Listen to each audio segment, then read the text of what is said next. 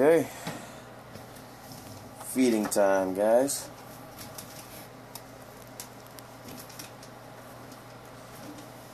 Just gonna start feeding my little ball python right now. Okay. Oh, she's ready to go. She sees my hand is hot. Gotta be careful with that. She might strike. Keep her down right now. Ooh, look at that. Gotta keep her down. Take this off so she can get the meal. Nice and easy. Okay. Now that's done. I'm just gonna distract her with this hand. Get her by the tail. Alright. Then, I'm gonna put her right down here. Okay. Now that that's done, gonna get the mice out. You gotta be careful, guys, because once they smell that food, they're gonna go straight into hunting mode. And, just dangle it in front of her for right now. Oh! That's a common thing when they're babies. They miss from time to time. Don't worry about it. You're gonna have to dangle in front of them. Yeah, these songs aren't the best right now. They kind of slip from time to time. Depending on your substrate, you don't have to worry about clinging to them. There she goes. She got it right there by the head. What you want to do now is just so she constricts a little bit tighter in case you ever decide to switch her to live. Just make it look like it's struggling a bit so she knows to constrict tighter. Because you don't want, when you're feeding the snake, frozen or thawed, to just, go easy on it. Because if you decide to switch it from frozen, thawed to live, and it doesn't kill the live one properly, and it's just unconscious, and once it's swallowed, it decides to start kicking and stuff, you could get some serious damage on the inside of your snake. Or even before it's even swallowed. Sure, you guys probably didn't know that right now. So, right now, what you just want to do is leave her alone. I'm going to double feed her because she's getting pretty big from the last time.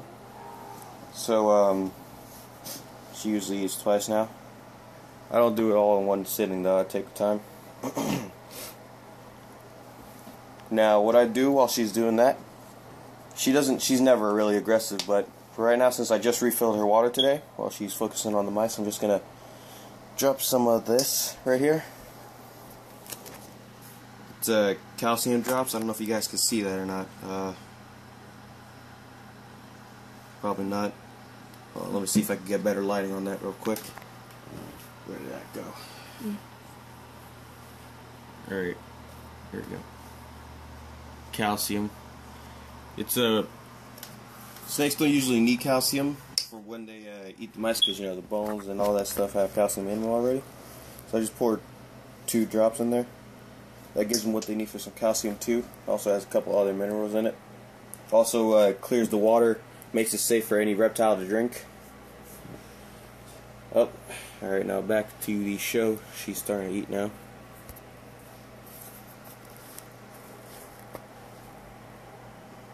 Alright.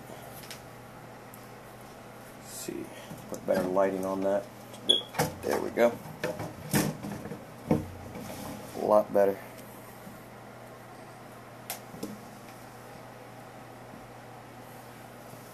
Alright. Now, usually, sometimes you gotta be careful when you're feeding them because if they go for the backside, you're gonna have to watch them and make sure they go straight to the head. Because if they go for the head, it makes it easier for them to swallow and you got less of a risk of choking. So you see how she went for the head there when she was around the neck? They move. And then once she's done that, she's gonna start doing her little jaw walk. You'll see her, I don't know if you can see it right now, it's kind of blocked. Let me move that up real quick. Okay, see her moving her jaw back and forth, forward and back, while she's doing a little walk. That's how they eat, since of course they have no hands or legs or anything. And they swallow their prey whole. Now here's another thing. When you're feeding them, you gotta be careful because if the prey item isn't too hot, they're gonna see your hand or whatever you're using. If it's hotter, they're gonna strike at that. Because they can see their prey with they have heat organs right below their nose, which is like infrared to them, so they detect heat, thermal vision, or whatever you want to call it, and they see the prey. Also, make sure if you're feeding frozen thawed that it's fully defrosted, because if it's frozen on the inside, may cause some damage to your snake. Could end up possibly in death to you guys.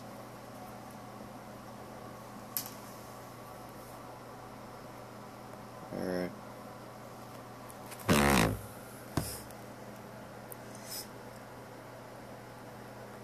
And you don't have to worry too much. If you see like a giant chunk of substrate on your snake's prey item, like something like this right now, something like that on him, because I'm using coconut husk right now, try and take that off, but not with your hands. Never do that, guys. Try and use the tongs, alright? And be gentle with him, because you don't want to disturb the snake while it's eating, and then it might just regurgitate its food. Alright, now see, she's already got it down. Now once that's done, I usually feed her again if she's willing to do it again, and usually she is. Most people power feed, that's what it's called, you know, twice in one sitting. Alright. Now, I don't know if you can see it, but once that tongue flicker, once she flicks out her tongue, she's ready to hunt again. So, I don't know if you guys can see it on the video, but she's flicking out her tongue right now, so that means she's ready to go again. So now what I'm going to do is just take the second one, which I defrosted both of them in a Ziploc bag. Then I'm just going to dangle it in front of her. So that makes it, yeah. If she doesn't want to accept it, it's okay. Just, you know, wait a little bit, offer her another one, probably like in 2-3 hours later. If she doesn't accept it, then that means she doesn't want to eat it anymore. You know, just let it be. Okay. Alright, this little treat thing I have right here helps. I rest it right here because no substrate gets on it. Grab it. Make sure you get a nice grip on it. Of course, these tongs are a little bit weak. And that happened. God damn it. But anyway, alright. So now I'm gonna silent bitch. Get dangling in front of her. See if she's gonna take it again. Oh, she seems interested. Usually at this part she's less interested, but you dangle it in front of her, you know, nudge it against her mouth, she's just probably gonna bite it. See? Just like that. She did it less aggressively because she's already eaten, and you know, she kinda wasted a lot of energy there. Now do exactly what you did in the last one, so she coils up around it. Now this one right here is a little bit difficult because she can see she's got most of it covered by her body. So just like find the part farthest away from her mouth and then just do that. And there you go, she's going to start coiling around it even more. And by this time, that's pretty much done with power feeding. Right now, she's getting pretty big and her belly's starting to pinken. That usually means that they're getting ready to shed sooner or later. It's a telltale sign. But the biggest telltale sign is when their skin gets really dull. It gets kind of like a grayish color and their eyes turn milky. Whitish milky with a hint of gray in it. So that's how you know they're getting ready to shed. Once that phase is done, they got something called the I don't know what to call it actually. I call it the clear phase. She's not finished shedding, but it looks like she's back to normal, but her skin's a little bit darker. It's hard to tell. But yeah, when that's done, don't confuse it for like, oh, it must have shed.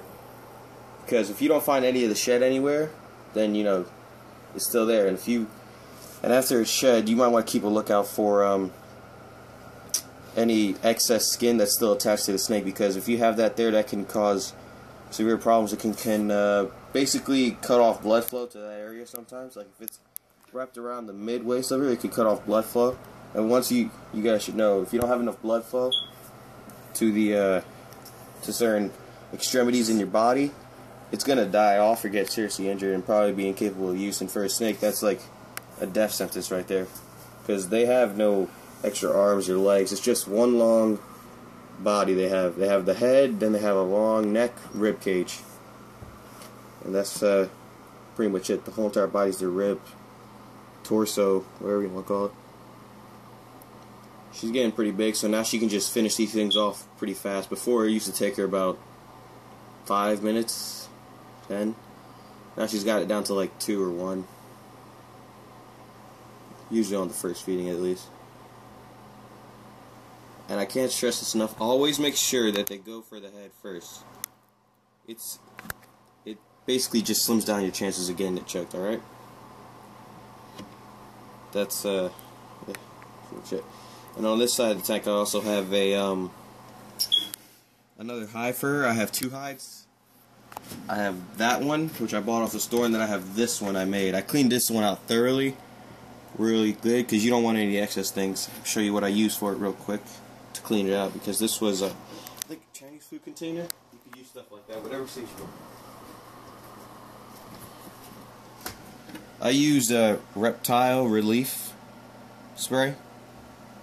It gets rid of any mites that are on them, which are basically parasitic organisms that can kill your snake and transfer disease. It's like ticks, basically, but they're specific for snakes and other reptiles. It also says it can be used as a disinfectant.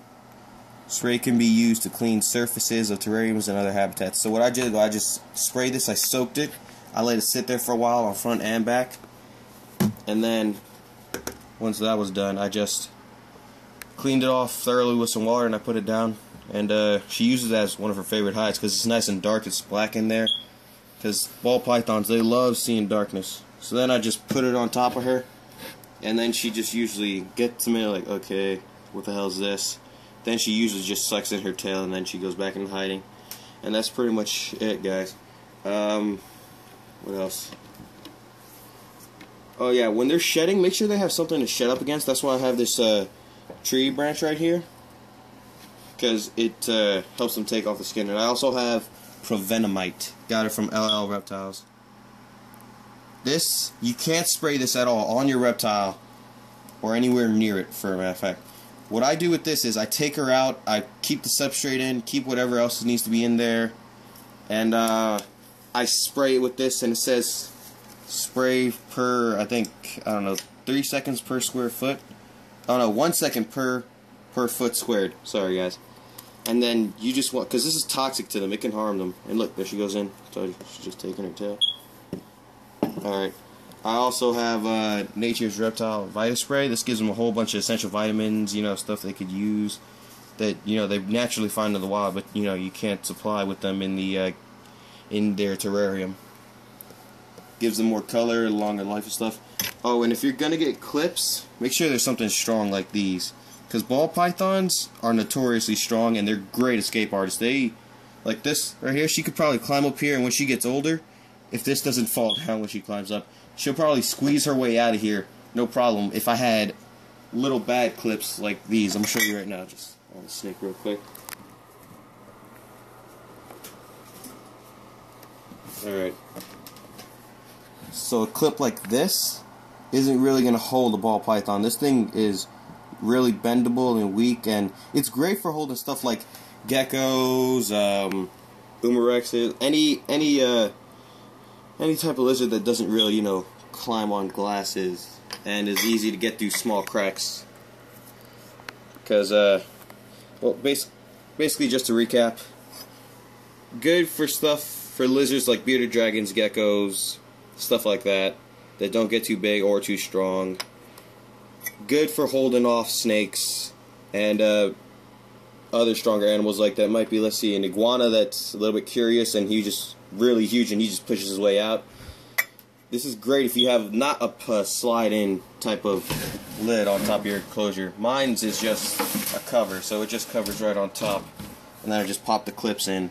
But if you have a different type of terrarium that slides in with the cover, in and out, then you'll be pretty good because they're not getting out of there. So yeah, that's pretty much the video, guys. Don't forget to like and subscribe. Leave a comment below. If any suggestions on another video you guys want to see, I will be coming out with more gaming videos later on in the week. But for now, I'm just giving you guys a little quick tutorial on ball python care and stuff. I'll go more in depth next time. Until then, guys, see you later, bro.